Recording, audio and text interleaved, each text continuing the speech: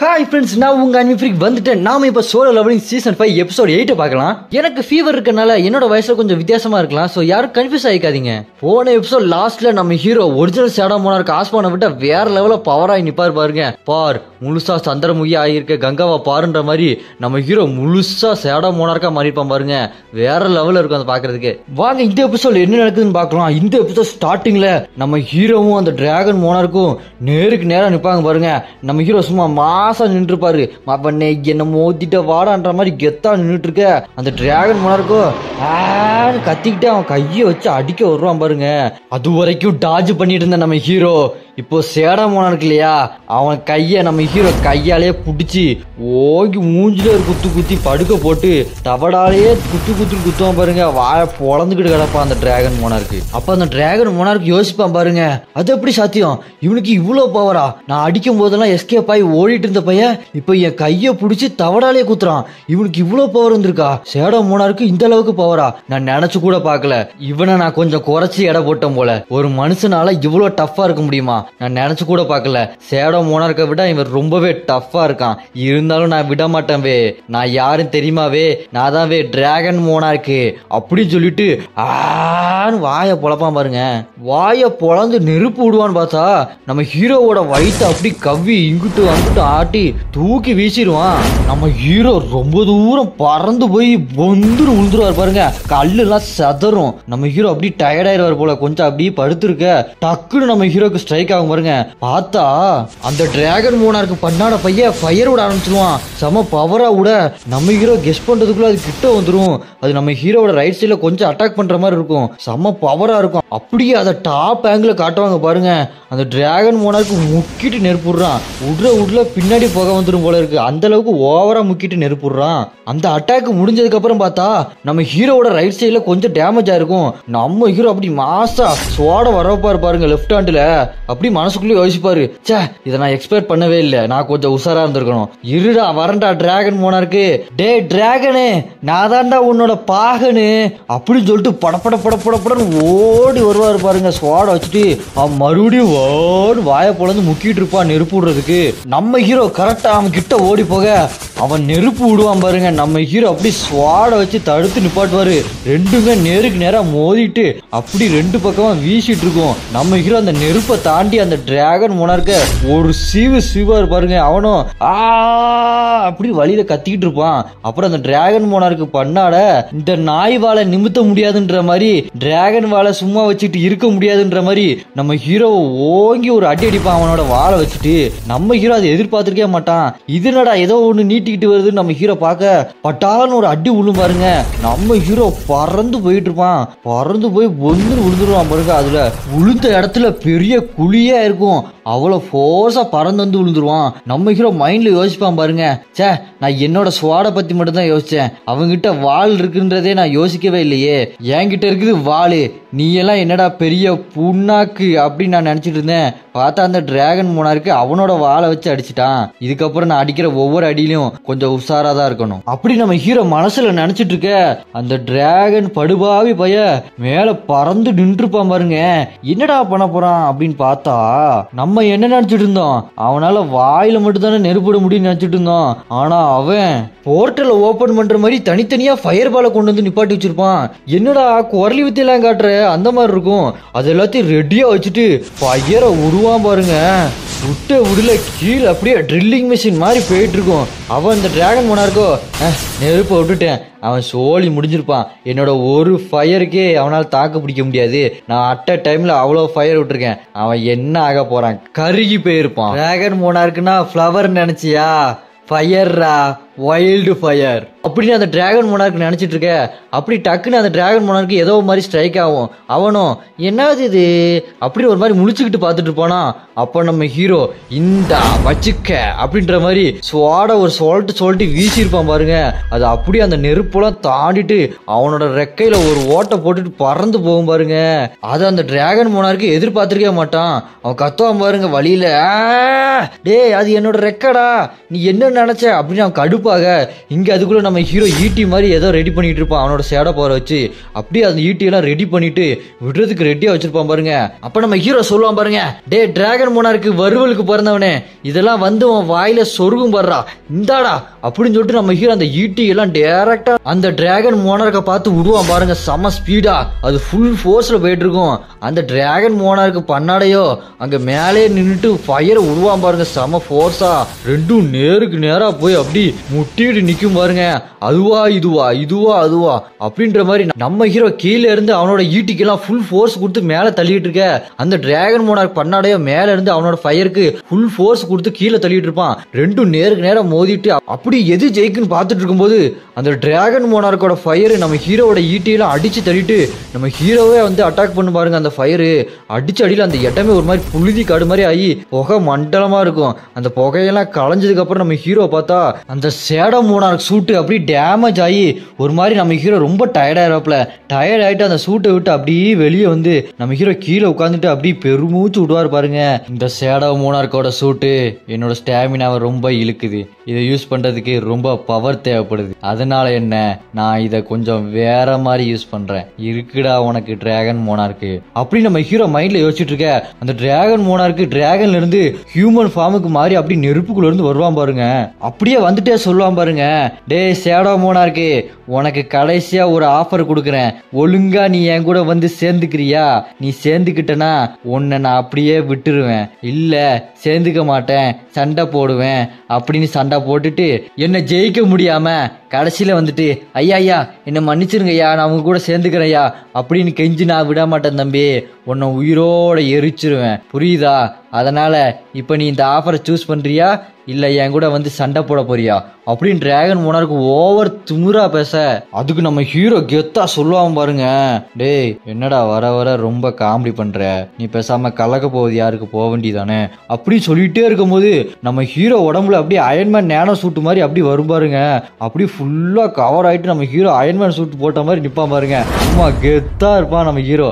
அப்ப நம்ம ஹீரோ சொல்லுவான் பாருங்க, நீ என்னடா நினைச்ச, நீ சொல்றதுக்கெல்லாம் கேட்டு பயந்து போய் உன் கூட வந்து சேர்ந்துருவேன்னு நினைச்சியா? உன்ன மாதிரி கேடுகட்ட மான்சரை ஊடு கட்டி அடிச்சு போட்டு தள்ளுவனே தவிர உன் கூட வீடு கட்டி வாழ மாட்டேன்டா. என்னதான் இருந்தாலும் நீ மான்ஸ்டர், உன் பேச்ச கேட்கற அளவுக்கு நான் ஒன்னும் தரந்தாழ்ந்து போலடா. வாழ்க்கை ஒரு வட்டம்டா, இங்க ஜெயிக்கிறவன் தோப்பான் தோக்குறவன் ஜெயிப்பான். நான் இப்ப ஜெயிக்க போறேன், நீ தோக்க போறடா அப்படி நம்ம ஹீரோ மாசா சொல்ல அதுக்கு அந்த டிராகன் மோனார்க்கோ அவனோட உள்ளங்கை நெருப்புல இருந்து ஸ்வாட எடுப்பான் பாருங்க. ஏதோ டோரிமேன் பாக்கெட்ல இருந்து எடுக்கிற மாதிரி அப்படியே எடுத்துட்டே பேசுவான் பாருங்க, டேய் நீர் மங்குனி அமைச்சர் என்று மணிக்கு ஒரு முறை நிரூபித்து கொண்டே இருக்கிறீர் அப்படின்னு சொல்லிட்டு நம்ம ஹீரோ முறைச்சு பார்ப்பான் பாருங்க. நம்ம ஹீரோ அவனை முறைச்சு பார்ப்பான். ரெண்டு பேருமே ஃபைட்டுக்கு ரெடி ஆயிருவாங்க பாருங்க. ரெண்டு பேருமே தடால் புட்டால்னு சண்டை போட அந்த இடமே புயல் சூறாவளி எல்லாமே வந்த மாதிரி கதி கலங்கி போய் கல்லெல்லாம் தெரிச்சு ஒரு மாதிரி அந்த இடமே நாசமா இருக்கும். அடுத்து அந்த டிராகன் மோனார்க்கு அவனோட ஸ்வாட வச்சு நம்ம ஹீரோ அடிக்க போவான் பாருங்க. நம்ம ஹீரோ டேகரை வச்சு தடுத்து நிப்பாட்டிட்டு இருப்பான். அடுத்து அவனோட ஸ்வாட வச்சு சரசர் சரசன் வேகமா வீசிக்கிட்டே இருப்பான் பாருங்க. நம்ம ஹீரோ டாஜ் பண்ணிட்டே இருப்பான். அந்த டிராகன் மோனார்க்கு அவனோட வாழை வீசிக்கிட்டே பேசுவான் பாருங்க, டேய் ஷேடோ மோனார்க்கு நம்ம இங்க ரெண்டு பேர் சண்டை போடுற அதே நேரத்துல என்னோட மோனார்க் ஆஃப் யோகமெண்ட் அந்த பரதேசி இந்த உலகத்தையே என்னோட ஆர்மியை வச்சு அழிச்சிட்டு இருப்பான்டா. உனக்கு வேண்டியவங்க வேண்டாதவங்க நீ பாதுகாக்கணும்னு நினைக்கிறவங்க அவங்க எல்லாத்தையுமே என்னோட ஆர்மியை வச்சு பஸ்பமாக்கிட்டு இருப்பான்டா அவன். அப்படி பேசிட்டே நம்ம ஹீரோ அந்த ஸ்வாட வச்சு குத்த போவான் பாருங்க. நம்ம ஹீரோ அவனோட டேகரை கிராஸா வச்சு அப்படி தடுத்து நிப்பாட்டிட்டு இருப்பான். பாக்குறதுக்கே சும்மா வேற லெவல்ல இருக்கும். அடுத்து அந்த டிராகன் மோனார்க் சொல்லுவான் பாருங்க, நீ என்னதான் கிங் ஆஃப் டெட்டா இருந்தாலுமே உனக்குமே சாவ பார்த்தாலும் பயமா தான்டா இருக்கும். நீ என்ன நினைச்ச என்னைய பத்தி? அந்த பீஸ்ட் மோனார்க்கு ஃப்ராஸ்ட் மோனார்க்கு மாதிரி லூசுன்னு நினைச்சியா? அப்படி கிடையாதுடா. நான் வேற வேற வேற மாதிரிடா. உன்னையே எரிச்சு சாம்பல் ஆக்கிருவேன். உன்னோட சாவு என் கையில தான்டா. உன்னை நான் தான் கொல்லுவேன் கண்டிப்பா கொல்லுவேன். அது மட்டும் இல்லாம நீ காப்பாத்தணும்னு நினைக்கிற இந்த மக்கள் எல்லாமே கடைசியில உனக்கு ஒரு கற்பனை மாதிரி தான்டா ஆக போகுது. இந்த மக்கள் இருந்த இடமே இல்லாத மாதிரி. உனக்கு அந்த ஷேடோ மோனார்க்கோட பவர் கிடைச்சவனையே தெரிஞ்சிருக்கணுமேடா நான் எந்த அளவுக்கு ஓவர் பவர்ஃபுல்லான ஆள் அப்படின்றது. அதை தெரிஞ்சுமே நீ முட்டாள் மாதிரி என் கூட சண்டை போட்டுட்டு இருக்க. அப்படி நம்ம ஹீரோவோட டேகரை தட்டி விட்டுருவான் பாருங்க, அது பறந்து போயிரும். நம்ம ஹீரோ கொஞ்சம் பேலன்ஸ் மிஸ் ஆன மாதிரி ஆயிடுவாரு. அவன் சிரிப்பான் பாருங்க, பைத்திய மாதிரி. ஆஹா ஹா ஹா ஹா அப்படி கேனைய மாதிரி சிரிச்சுட்டு நம்ம ஹீரோவை அவனோட ஸ்வாட வச்சு வயிற்றுலயே குத்திடுவான். குத்திட்டு சொல்லுவான் பாருங்க, டேய் கவனமா கேட்டுக்க, இங்க இருக்க மக்கள் எல்லாருமே அலறுவானுங்க, உயிர் பயத்துல கத்துவானுங்க, கதறுவானுங்க, துடிப்பானுங்க, யாராச்சும் நம்மளை காப்பாற்ற மாட்டாங்களா அப்படின்னு சொல்லிட்டு கடவுள்கிட்ட வேண்டுவானுங்க. ஆனா கடைசியில அவனுக்கு எல்லாருமே செத்து தான் போவானுங்க. அந்த கதறல், கூச்சல், அலறல் எல்லாமே அடங்கி அவனுங்களோட போன மட்டும்தான் இந்த உலகத்துல அப்படி கிடக்கும்டா. இதுதான்டா உண்மையான வார்னா இதுதான். இந்த டிராகன் கிங் கிட்டையும் அவனோட ஆர்மி கிட்டையும் வச்சுக்கிட்டா இந்த மனித இனத்துக்கு என்ன ஆகுன்றது இப்போ உனக்கு தெரிஞ்சிருக்கும் இல்லையா அப்படின்னு சொல்ல நம்ம ஹீரோ அந்த வாளில இருந்து அப்படி எஸ்கேப் ஆகாம பாருங்க, அப்படி ரத்தம் தெரிக்கும். அப்படி தூரத்துல போய் அப்படி நிப்பான் பாருங்க மாசா.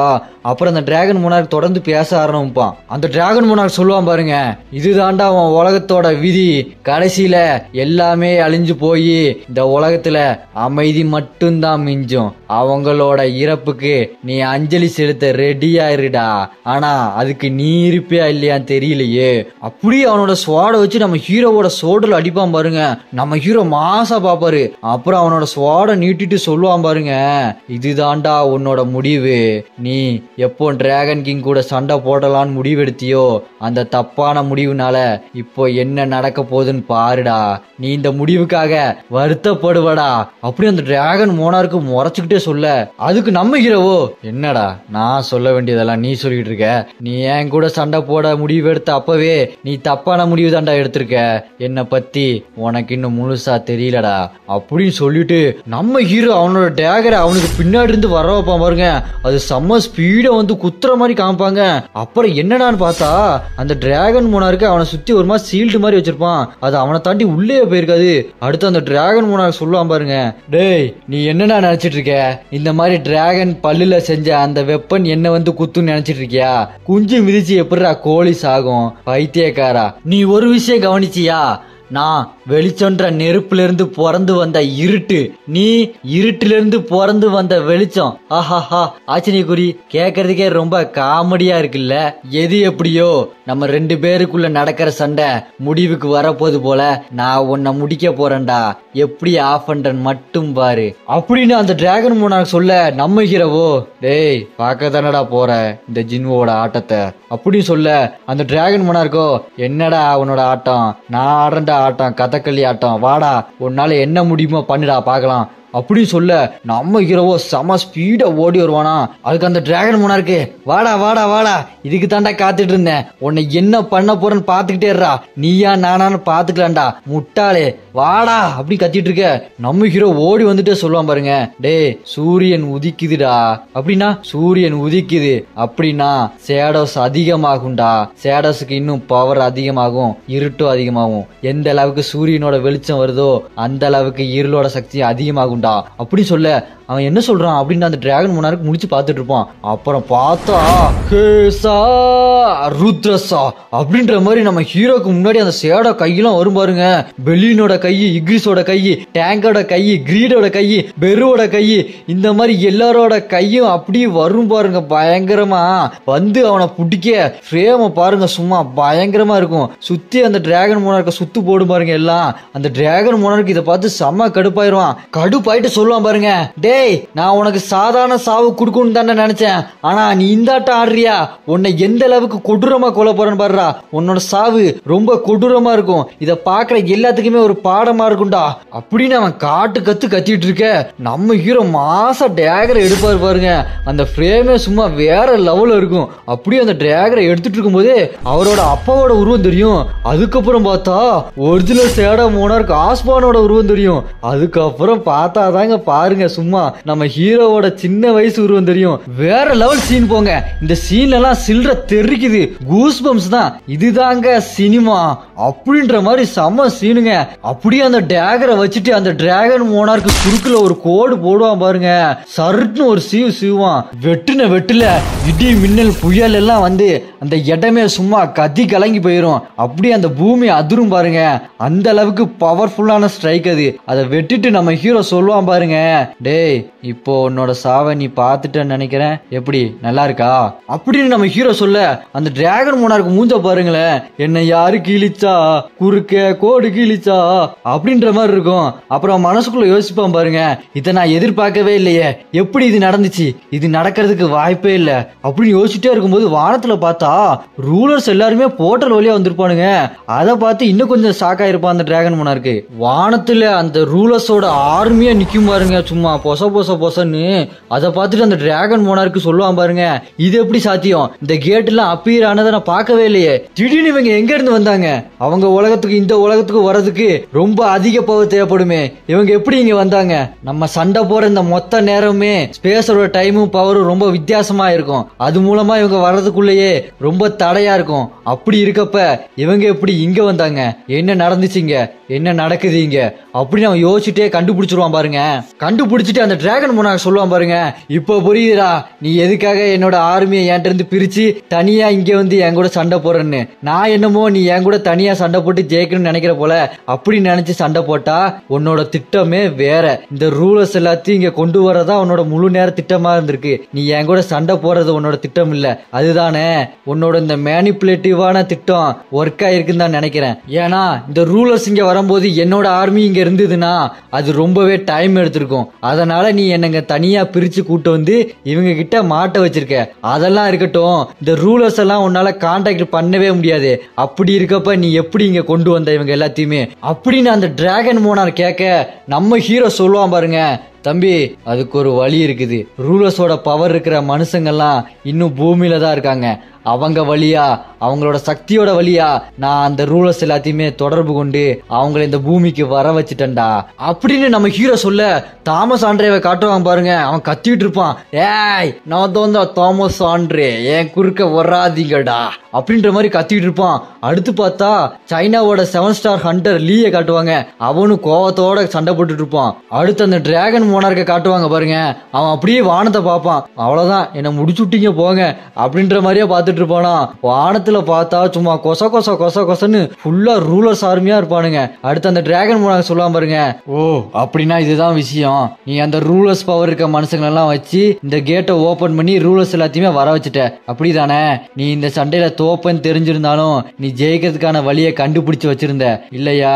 சே, இதனாலதான் எனக்கு மனுஷங்களையே சுத்தமா பிடிக்காது. அவன் சேட மோனார்க்கா இருந்தாலும் அவன் சாதாரண மனுஷன் தானே நினைச்சேன். ஆனா மனுஷன் வேற லெவல்ல யோசிச்சு வச்சு என்னை வச்சு செஞ்சுட்டான். நான் இந்த சின்ன சண்டையில போக்கஸ் பண்ணி நான் பெரிய அளவுல தோத்துட்டேன் அப்படின்னு அவன் சொல்லிட்டு இருக்க, நம்ம ஹீரோ அவனை பார்த்து கேட்பான் பாருங்க, டேய் நீதானே அது அந்த ஃப்ராஸ்ட் மோனார்க்கையும் பீஸ்ட் மோனார்க்கையும் ஒரிஜினல் சேடா மோனார்க் ஆஸ்மானுக்கு எதிரா துரோகம் பண்றதுக்கு திரிப்புட்டவன் நீதானே? டேய் சொல்லு நீதானே அப்படின்னு நம்ம ஹீரோ கேட்க, அந்த டிராகன் மோனார்க்கும் ஷாக் ஆயிட்டு, டேய் என்ன அந்த ஃப்ராஸ்ட் மோனார்க் சொன்னானா இது எல்லாத்தையுமே அப்படின்னு கேட்க, அப்படி ஒரு பிளாஷ்பேக்கை காட்டுவாங்க. அந்த பிளாஷ்பேக்ல ஒரிஜினல் சேடா மோனார்க் ஆஸ்மான் அந்த டீமன் கிங் பாரான் அடிச்சு மூஞ்ச உடைச்சிட்டு யாரா அதுக்கு காரணம் சொல்லுடா அப்படின்னு கேட்டோன்னே அந்த டீமன் கிங் பாரான் சொல்லியிருப்பான்ல, கிங்கிஸ்தான் பாயாஸ்தா மாதிரி மாஸ்டர் பாஷையில பேச, அப்பதான் அந்த டீமன் கிங் பாரான் சொல்லியிருப்பான் போல.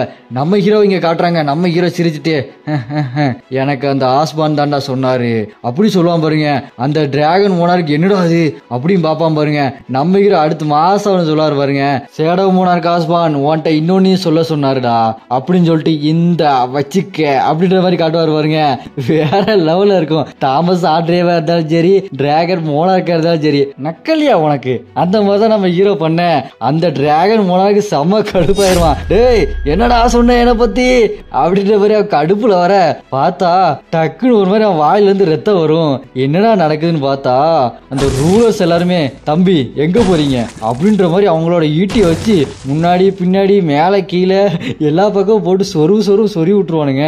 அந்த டிராகன் மோனார்க்கோ முடியாம அப்படி மல்லாக்க பாத்துட்டு இருப்பான் பாருங்க. அங்க இருந்து ஒரு ரூலர்ஸ் அப்படியே இறங்கி வருவாரு. அவரை பார்த்துட்டே சொல்லுவான் பாருங்க, இந்த உலகம் வெளிச்சம் இருள் இது ரெண்டாலத்தையுமே சூழப்பட்டிருக்கு. எனக்கு இந்த போரோட ஆரம்பத்துல இருந்தே எனக்கு ஜெயிக்கிறதுக்கான வாய்ப்பு ரொம்ப கம்மியாக தான் இருந்திருக்கு.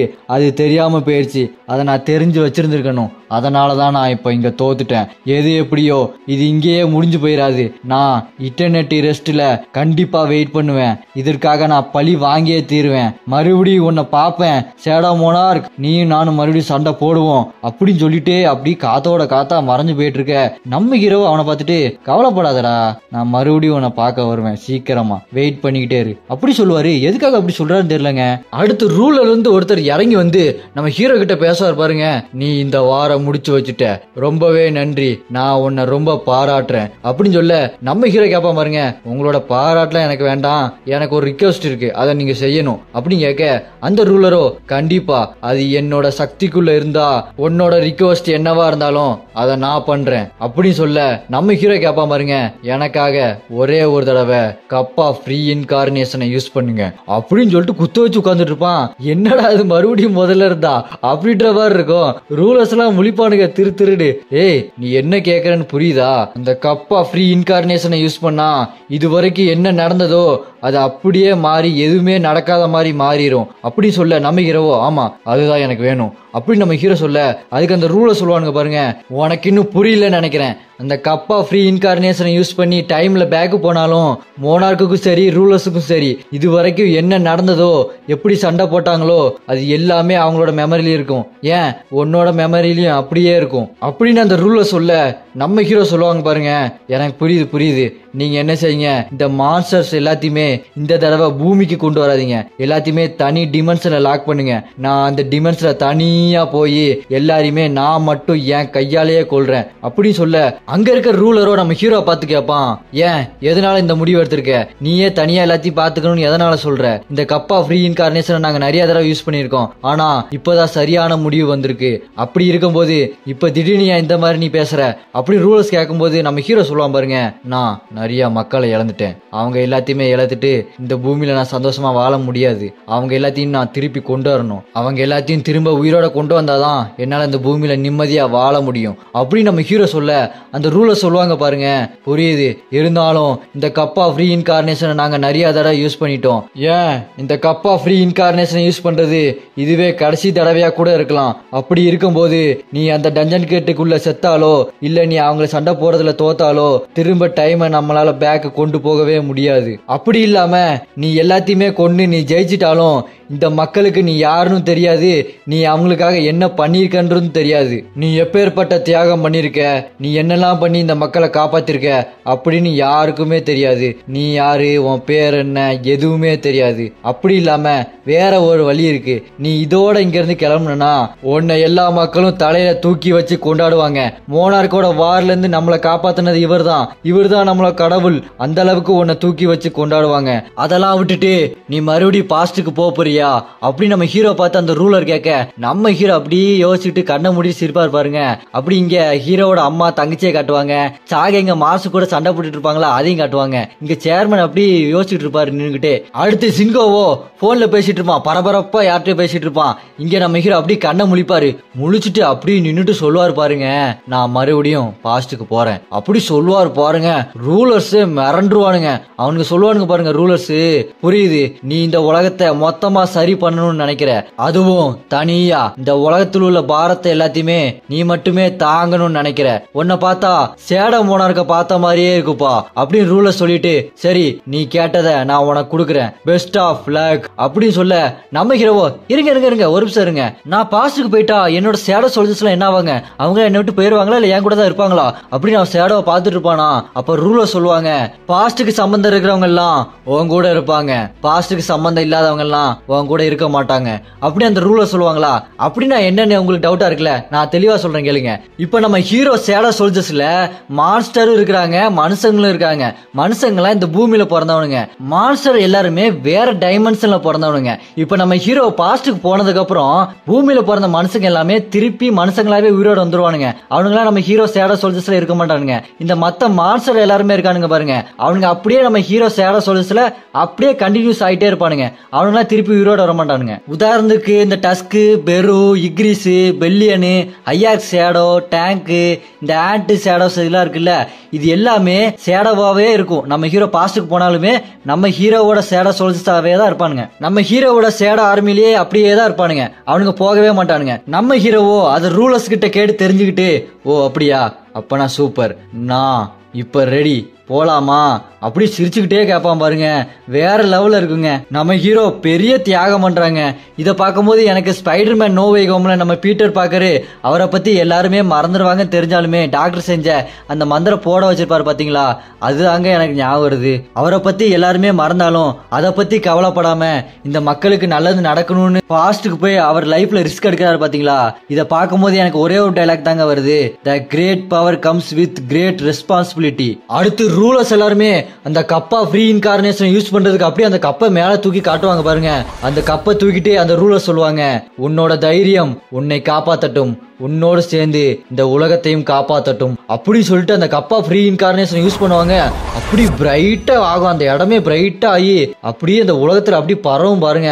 உலகமே ஒரு பிரம்மாண்ட வெளிச்சமா காட்சி அளிக்கும். இதோட இந்த எபிசோட் முடியுது. யாரெல்லாம் அடுத்த எபிசோடுக்காக ஆவலா வெயிட் பண்ணிட்டு இருக்கீங்களோ கமெண்ட்ல அரைஸ் அப்படின்னு கமெண்ட் பண்ணுங்க.